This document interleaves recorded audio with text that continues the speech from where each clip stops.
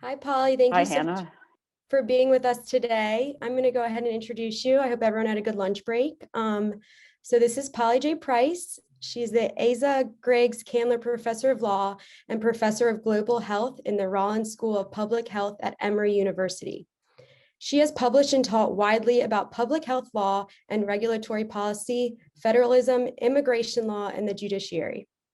In 2017, Professor Price was named an Andrew Carnegie Fellow, a distinction awarded to a small group of scholars, journalists, and authors whose work addresses the most pressing issues of our day and serves to strengthen U.S. democracy.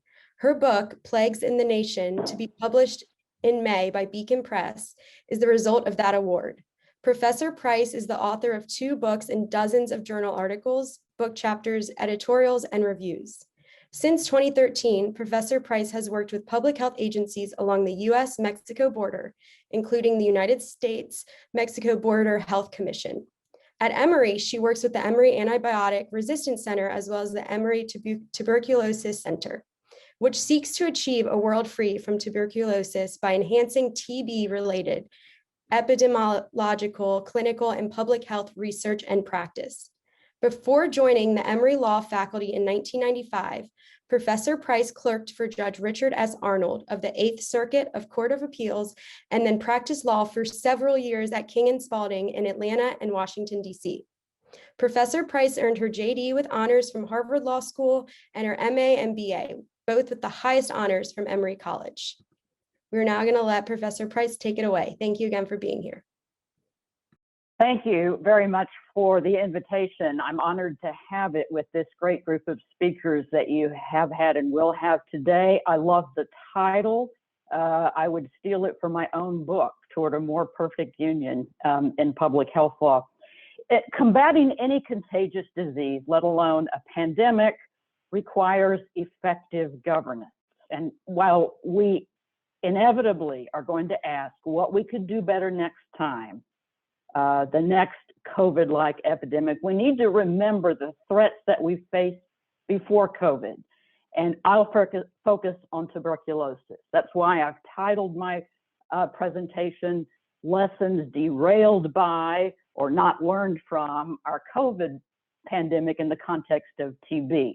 We should worry about states rolling back public health powers because lawmakers risk losing sight of the precariousness of TB in the United States before COVID. This is very much, the first part of my presentation is very much a presentation I would have given 3 years ago. But the situation has only been made worse by disruptions of the COVID pandemic around the globe. Yesterday was World TB Day. It's observed on the 24th of March each year, making this even more appropriate topic, I think. World TB Day marks the date in 1882 when Robert Koch announced the discovery of the bacteria that causes tuberculosis. It's one of the world's top infectious disease killers. 1/4 of the world's population, that's nearly 2 billion people, are infected with latent tuberculosis, and approximately 10 million become ill with the disease each year. According to the World Health Organization's most recent global tuberculosis report, pandemic disruptions caused case notifications to plummet. Tuberculosis mortality has increased for the first time in more than a decade. To make matters worse, tuberculosis is now resistant to many of the drugs used to treat it. WHO reports around 500,000 new drug-resistant cases each year in the pre-pandemic times. Fewer than half of those with extensively drug-resistant tuberculosis will be cured, even with the best medical care. The Stop TB Partnership announced just last week, 12 months of COVID-19 eliminated 12 years of progress in the global fight against tuberculosis. Well, for my topic, I want to ask what has been the pandemic's effect on TB control in the United States. The U.S. is fortunately a low incidence country. Tuberculosis rates have steadily declined in the last decade. In 2019, There were just over 9,000 new cases reported. That was the lowest number on record. That's before the pandemic hit. Of those, about 10% were resistant to all of the most commonly used tuberculosis drugs, or drug resistant, about 10% of US cases. But health officials strongly suspect that a decline in new cases since 2020 is due to underreporting, and that drug-resistant TB cases have increased by an unknown magnitude. It's also estimated that there are up to 13 million people in the US living with latent TB infection. LTBI, latent TB infection, usually does not progress to TB, but in some cases it will, with HIV co-infection, with adult onset diabetes, or as one of my friends at the CDC said, as you age, the immune system craps out. So people with compromised immune systems are at higher risk, and 13 million with latent TB infection in the United States is a big number. Okay, I want to make 2 points today, and I want to save plenty of time for discussion afterwards. Here's the first point. We in the United States barely managed to contain drug-resistant tuberculosis before the pandemic, and the system had serious weaknesses before the pandemic. COVID has stressed an already precarious, fragmented system for controlling and preventing drug-resistant tuberculosis in the US. The full extent of the problem may not be known for years, but significant challenges existed before the pandemic disrupted the US healthcare system. Those challenges have grown more dire and now threaten the precarious hold the nation has over a problem that burdens the globe. My second point, as the COVID pandemic eases, both Congress and state legislatures must turn their attention back to tuberculosis control and the continuing threat of drug resistance, as well as preventing new HIV infections, which is a significant comorbidity. But instead of strengthening state and local health capability, some states have enacted legislation to curtail or roll back public health powers in ways that can further hamper the nation's ability to control tuberculosis. These states have done so in reaction to emergency authority exercised by governors and specific COVID control measures they disagree with, but an unintended side effect threatens to further undermine state and local TB control programs. So let's start with what we were doing and where we were before the COVID pandemic. The US has the most highly fragmented public health system in the world that has been on display with COVID, but responsibility for control of infectious diseases like tuberculosis is divided among more than 2,500 state, local, and tribal health departments. Why it matters that this federalism, this infrastructure, is politically and legally fragmented. It matters that it's underfunded, and it matters that it's disproportionately strained in many poor communities. It matters because controlling TB in the US is the responsibility of state and local health departments, not the federal government. There is no federal plan or national approach.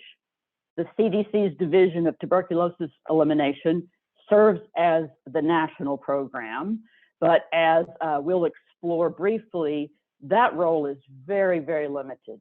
And while some aspects of this public health federalism are important and necessary, there are also significant hurdles to overcome. So prior to COVID, here are the core actions for any contagious disease, tuberculosis or otherwise, and this is what our public health departments in the United States were engaged in. Let's take TB as an example. The first task, the first core action, identify persons with the disease. That could be the index case patient.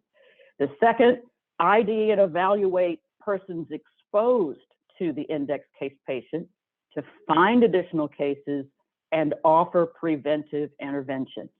So if someone is infected, if they have a latent TB infection, that can be treated and cured. And then third, they oversee the treatment of patients with active TB until that disease is cured. All right, so this is it can be a multi-year task for any given patient. But because patients with infectious tuberculosis need medication to be regularly administered over many months, because of that, local public health workers provide the medication and observe the patient take it, directly observe therapy, the standard of care in the United States for tuberculosis. This can require as many as 5 visits a week. If treatment is interrupted or if the drugs are not working because a resistant strain was not identified early, patients have a much higher chance of developing and spreading drug-resistant tuberculosis. At the same time, health workers must track down and test anyone who came in close contact with patients before the disease was diagnosed to be certain that no one else has been infected.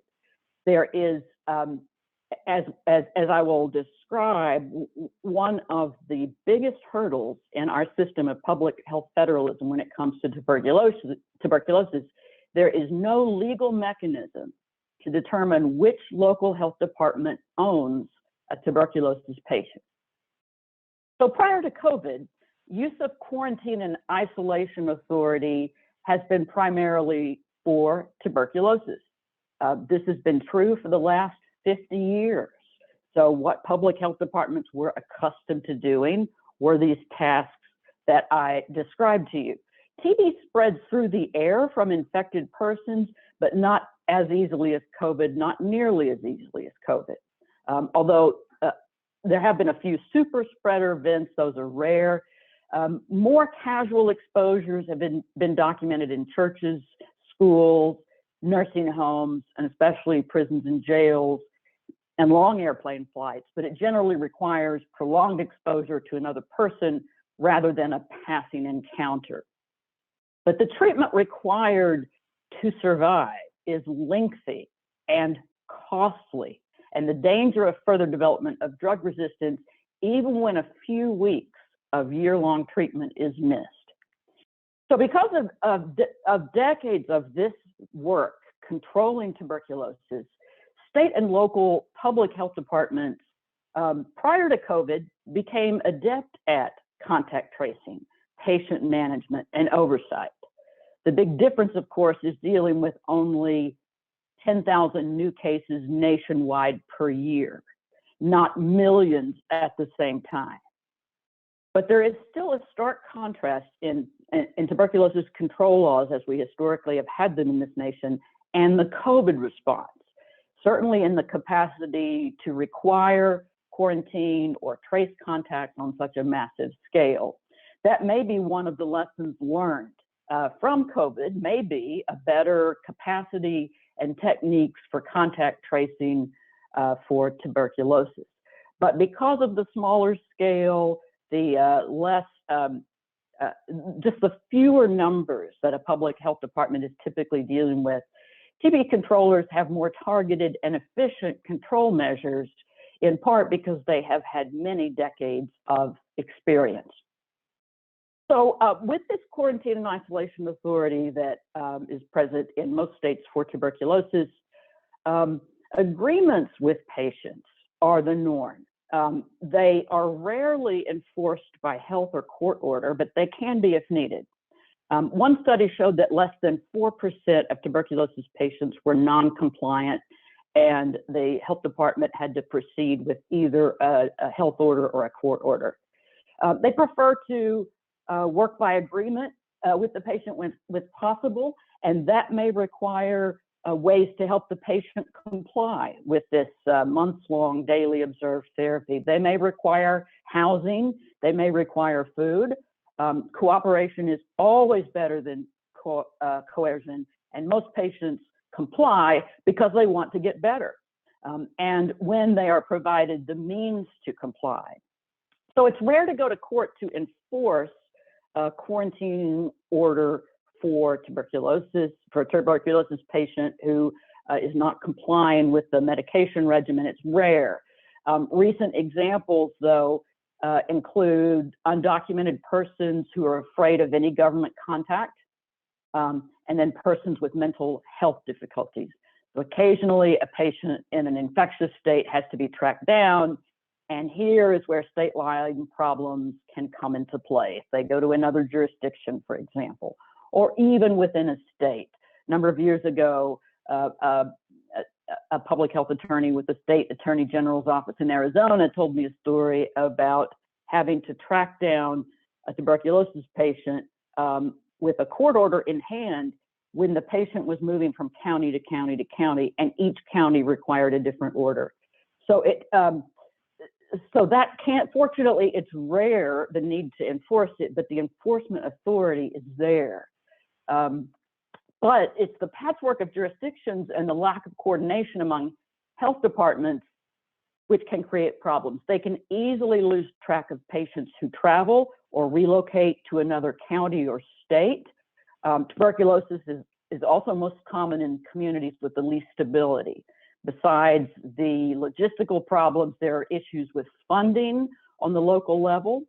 And even before COVID, there were drug shortages as well, drug shortages of the basic TB drugs that state health departments administered to the uninsured or to those who could not, did not otherwise have a way to pay for them.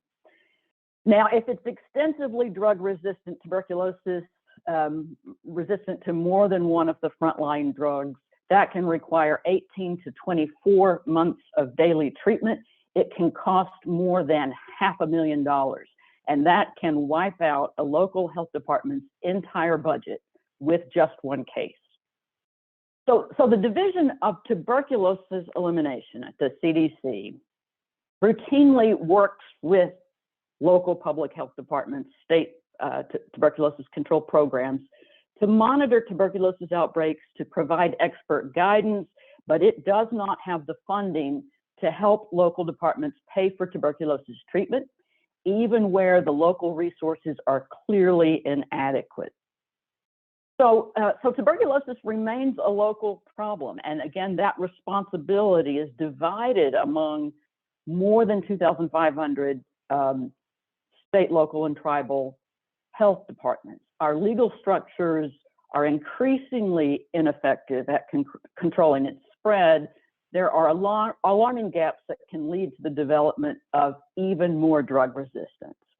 Prior to COVID, we were still using control measures developed in the middle of the 20th century, including the threat of jail for non-compliant patients. And that's despite massive changes in population, mobility, forms of transportation, and therefore in how quickly tuberculosis can be spread. I want to illustrate the interstate problem with a recent example from Atlanta, and it illustrates the challenge for local health departments throughout the country, but especially in urban areas. In 2008, an outbreak of a drug-resistant form of tuberculosis began with the index patient or patient zero at a downtown Atlanta homeless shelter. Over a 7-year period, researchers later learned the drug-resistant genotype identified in that patient had spread to at least 9 other states. It infected 120 people, 10 of them died.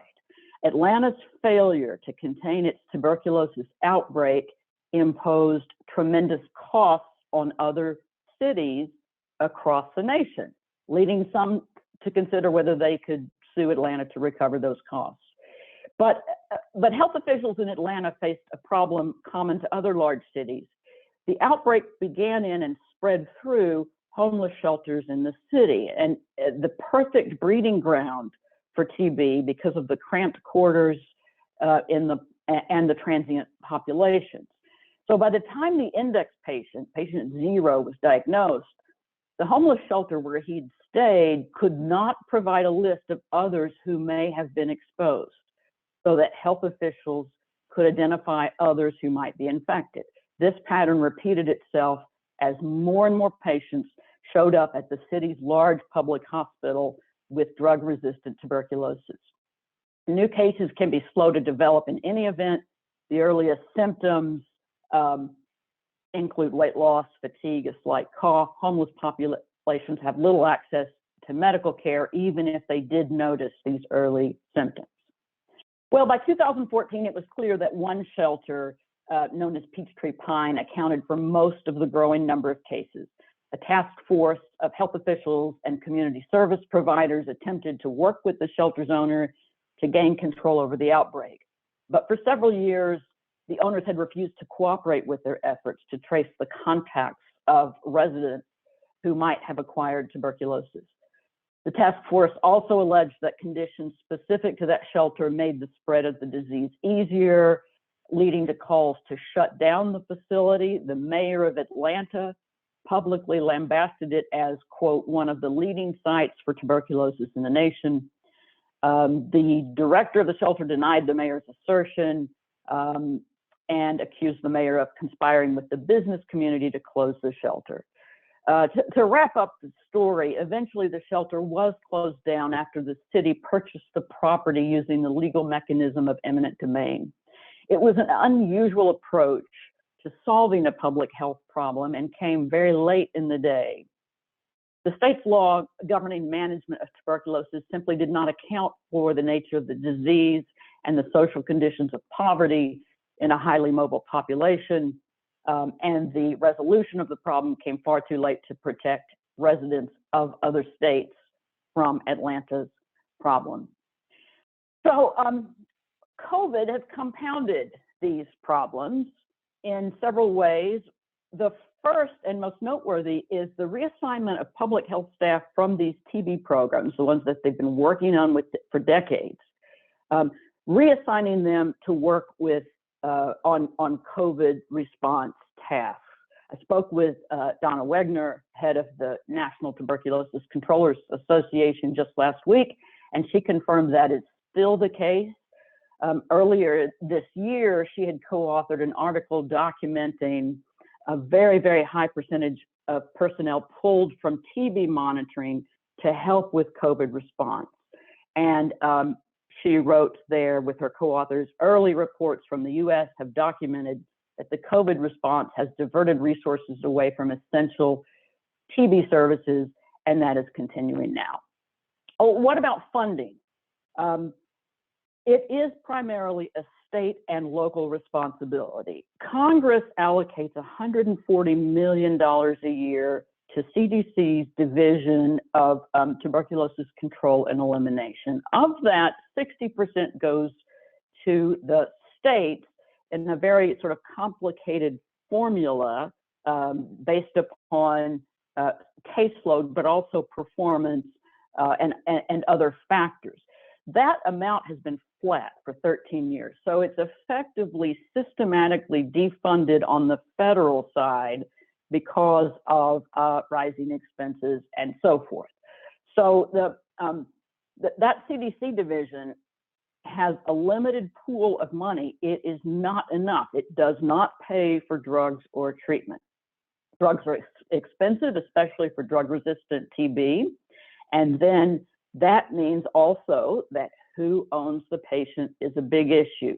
There are built-in incentives for health departments to pass along transient patients or relocate them to a state where they might have more ties, or if they lose track of them, the receiving state may have less of an incentive to reach out to find them.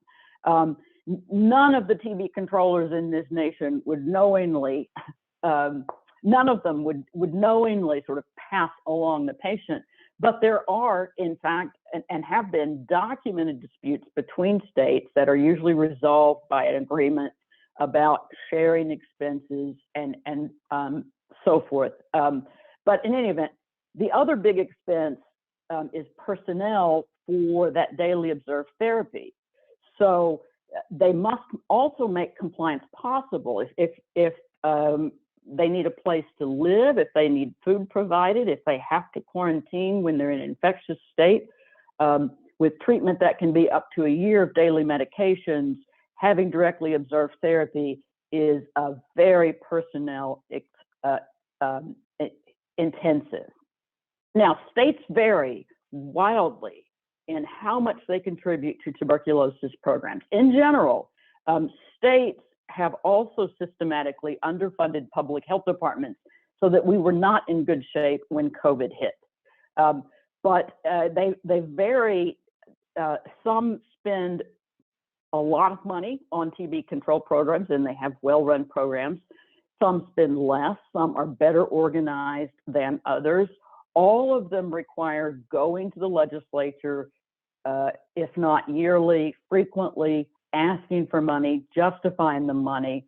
CDC doesn't have a large enough pool to help with many of these expenses, but there are in fact states out there who contribute $0 to a TB control program, and their TB control program ends up being funded entirely by the CDC, again, except for drugs. So of the states that earn star ranking, there are many.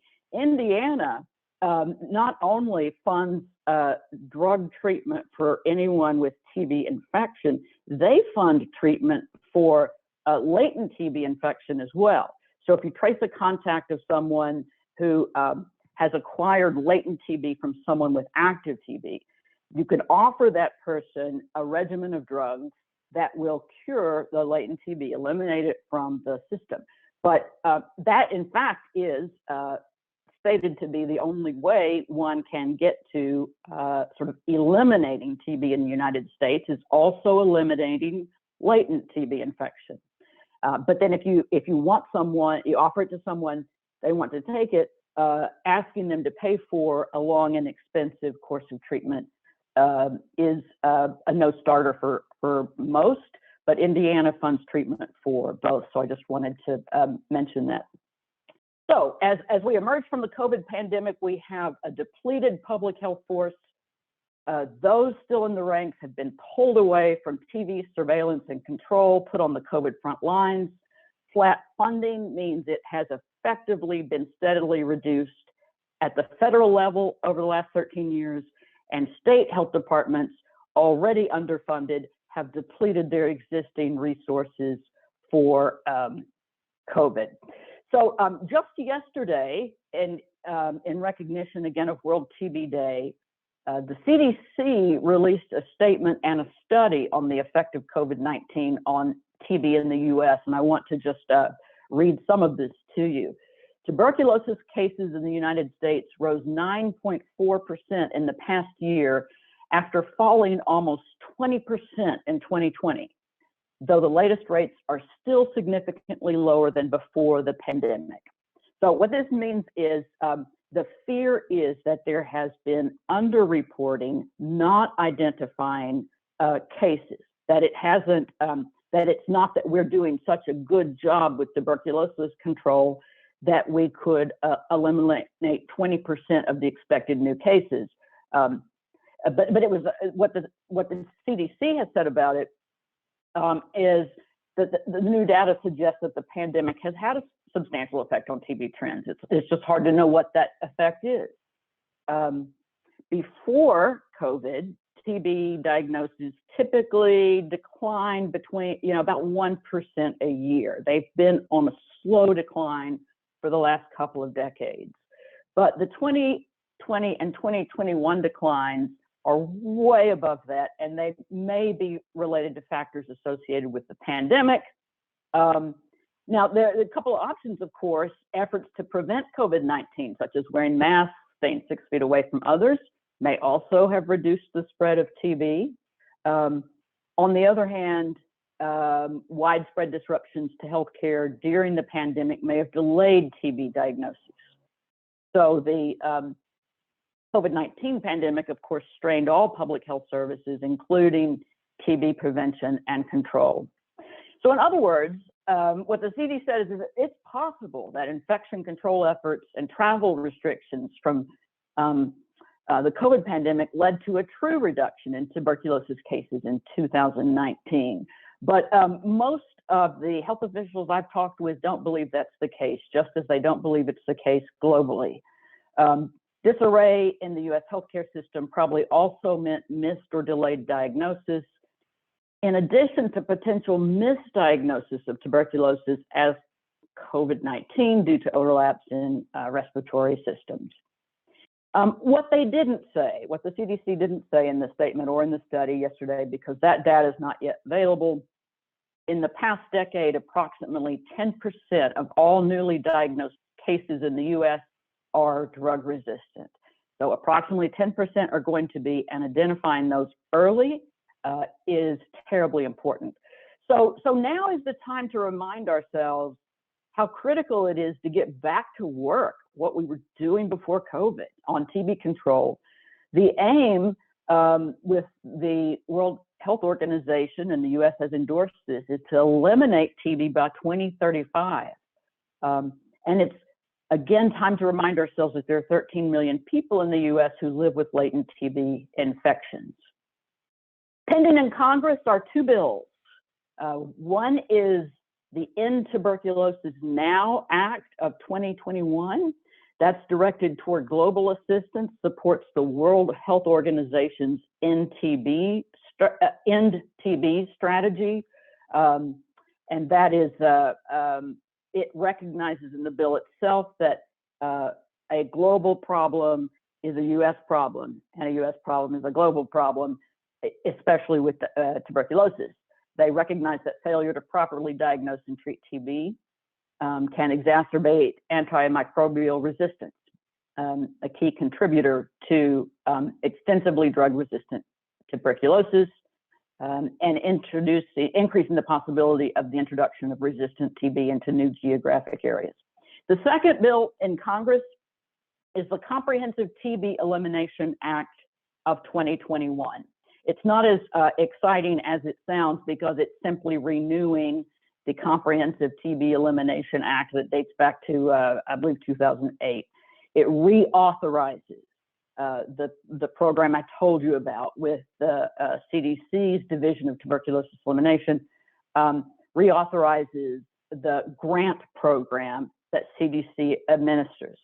Most likely it will reauthorize it at the same level funded 13 years ago, but it does at least add that the Government Accountability Office must report on national TB prevention and treatment efforts. Well, what are states doing? What are states doing? Concerns expressed by the National Tuberculosis Controllers Association, among others, about public health law legislation in several states that take away or limit health authority that was previously used for TB control. Kansas and Ohio have been identified in particular, but the Tuberculosis Controller Association plans to survey every state TB controller for updates on any changes to legal authority.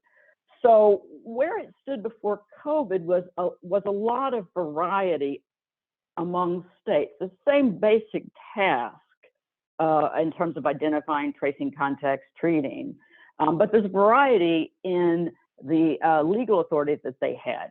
So it's not a public health emergency type of authority, but it's the day-to-day work. So in other words, it didn't take any kind of public health emergency declaration, no declaration whatsoever from the executive or legislative branch. The public health departments worked autonomously under these laws. But states are divided among statutes specific to tuberculosis, and then states that use general quarantine and isolation statutes. So the authority to implement disease control measures, and this is the public health law program at CDC, put together a few years back, a menu of state TB prevention and control laws. The majority of states have enacted laws that authorize public health officials to issue administrative orders. So those are usually called health officer orders, health orders, for certain disease control measures like TB, rather than requiring a court order to compel behavior.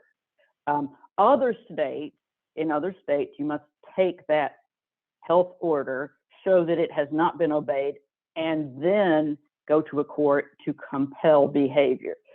So those are roughly two groups of types of divisions among the states. Now, states that use health orders without the need for a court enforcement may prefer administrative mechanisms because they tend to be faster, more efficient than seeking a court order in the first instance.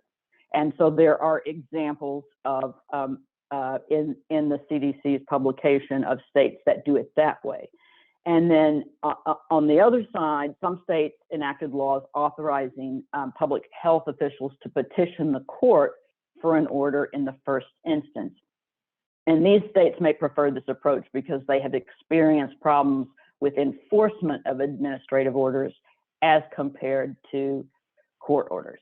Okay, just quickly here, I just wanted to list a few ways in which proposed or enacted state legislation restricting public health powers as a reaction to COVID measures threaten TB control programs. The first is by restricting powers of state and local health officials for contact tracing, testing, isolation, and quarantine orders. Second is by dividing and subordinating state agencies and restricting process. Local health officers have often improvised workarounds to provide TB treatment and housing, and especially to coordinate handling of patients and tracing contacts across state lines. That may become more difficult. We also have a demoralized public health workforce. It's depleted the ranks of state and local health departments. Will legislatures increase funding to replace those and add to them, or to restore funding to public health to levels we've seen in the past? Also, as many of you may be aware, drafting committee of the Uniform Law Association is at work on a model act for public health emergency authority. TB laws in states, by contrast, have not been considered a public health emergency, necessitating the invocation of any extraordinary executive power. And in fact, a number of years ago, it was the CDC publication that put out the menu of provisions decided against a model act for TB for a variety of reasons. So the takeaway is, I suppose, that to control tuberculosis, to prevent new drug-resistant strains in the US, we need greater federal support. We need centralized standards for contact tracing that can make these easier to work across state lines. We need federal funding for drug acquisition. We need funding for health workers to monitor patients. All of these were pressing needs before COVID, but current and proposed amendments to state public health laws threaten to make a precarious situation even worse. On the other hand, experience has shown, according to a CDC contact of mine, is that as the federal government increases funding for state and local public health departments, those state and local governments decrease their own contribution. So that's one of the dynamics that we have to face going forward, as we have in the past. So with tuberculosis, even if numbers in the US are relatively low, the main threat is the development of new strains of drug-resistant TB, and our public health federalism makes this very difficult to combat. So I'd like to turn now to questions and discussion if you have them. I'm not sure if this is moderated, but I did want to let you know that I have some resources posted for CLE purposes, but that you may find useful. And I would be happy also just to, if there's something else that you would like to discuss individually, I think my email's available, and I'm the topic I care very much about. Thank you so much, Professor Pally-Price. That was awesome. We do have a few questions for you. I actually have a question. So Publishers Weekly described your forthcoming book, Plagues in the Nation, as an essential study of what needs to be changed before the next epidemic. What prompted you to write Plagues in the Nation specifically? And could you give us insight as to what must change for us to get through the next epidemic more easily than this one? I'll give it a try. A funny story about the book. It mentioned in the introduction that I received the grant from the Carnegie, became Carnegie Fellow in 2017 for this project, for this book. I had the book contract. It was supposed to be out before COVID. The premise of the book was, we're not ready. Our legal structures are going to make this very difficult if we were to have, disease X or a pandemic. The book was supposed to be out before COVID hit. And much to my publisher's chagrin, it was not. But on the other hand, it's a better book. And the reason is I would have gotten several things wrong. There were moments, especially during the first year of the pandemic, where I was just like a deer in the headlights. I thought, I'd studied legal responses to epidemics throughout U.S. history, and I thought I'd seen it all. And you never have, really. But in any event, it was delayed. So it came out and it includes a COVID chapter. But the premise was that it's this fragmented, underfunded, the most fragmented public health defense system in the world. It's just very difficult to coordinate. Now, federalism has many good aspects to it, right? I mean, all public health is local. The locals, direct democracy envisions local decision making by those most affected, addressing local conditions in response to local outbreaks. But what I do in the book is I take experiences of epidemics in the past that we've forgotten about. I mean, we've been reminded of the 1918 flu because of its similarities to COVID, but there were earlier ones, later ones. And so I have a chapter on each one, and I illustrate there instances in which our brand of federalism made things much, much worse, whether it was sort of states fighting with each other for limited resources, whether it was, well, we could even take a modern situation, which is before COVID, hepatitis A, which is typically thought of as a third world disease. Hepatitis A spread from the West Coast to the East Coast. That is a sanitation type issue, but the failure to contain it in one place, you can just map how it traveled. So the point being, I try to illustrate instances in which a failure to control an infection or not having the resources to control an infection really harmed neighboring states. If you have one state that has a first-rate health department, spends lots of money on it, and their neighboring state doesn't, those state lines are not going to prevent. So it almost becomes a race to the bottom. But I try to show ways in which, that the federalism problem, we were aware of it in the past, but there are ways to overcome that in the future without completely abandoning our use of federalism. So in any event, I don't think I answered your question about what we should do. I do have in the book a few just really more along the lines of suggestions. For this talk, what might be interesting is the chapter on tuberculosis. I relate the origins of tuberculosis as a government problem, the origins of the notion that it is the state, the government's responsibility to treat and care for and isolate and quarantine tuberculosis patients to protect the public health. It all began with the discovery of tuberculosis is contagious. Believe it or not, before Robert Koch in 1882 discovered the bacteria, it was thought to be inherited, that it wasn't contagious. Even though, they were used to contagions like, scary ones like smallpox and so forth. Once the idea was accepted that it was contagious, then it became the government's responsibility, just like it was to quarantine for smallpox and other types of diseases.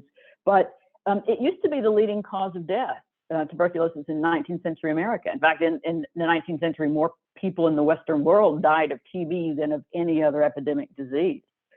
So the fact that it shouldn't surprise us that what our public health departments were doing in terms of quarantine and isolation law was largely about tuberculosis. That's been true for about 50 years. Great, thank you so much. That was really helpful. We do have some other questions. So aside from school screenings and health forms, how is TB typically identified? And how does the US compare to other countries in terms of the availability of legal resources related to patient oversight and management? The first question, how is it typically identified? TB is one of a number of diseases that requires mandatory reporting. So any health provider that diagnoses with TB must report it to the health department. The health department will also conduct testing. So you yourself could go to the health department to get tested. But they receive reports from providers as well. And then there are, depending on state and city, there might be sort of offering tests at various locations where the population might be high, and then of course offering tests once someone has been diagnosed. There's a real balancing act in maintaining that patient's privacy and then also being able to sort of test and offer treatment. And we see that most often in school situations. So a student has contracted tuberculosis, and they will go in and offer, generally they'll sort of offer testing for the entire school, depending on size, because if you just limited it to, say, the homeroom or a select group of people, they could easily figure out who it is.